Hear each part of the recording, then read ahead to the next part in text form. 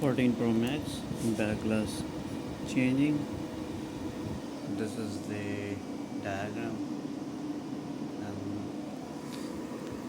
this is where the laser is coming from and projecting onto the phone and removing all the glue at the bottom.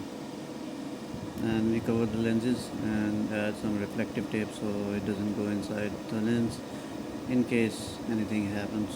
So just to be careful, we can write names and cards just like that with this machine. Like this, we just write some text. We can do that.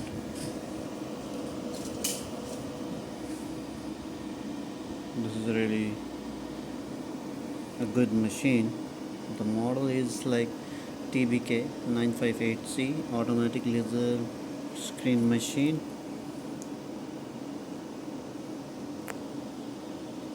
We have two of them in the lab, and this screen is hooked up to this one, and this screen is hooked up to this one. So when sometimes we have two phones, we can use both of them, but currently we have only one phone. After removing all the glue, like this laser is burning glue at the bottom of this glass. As you can see, this is the glue. These are the black traces. You can see the laser is burning this glue.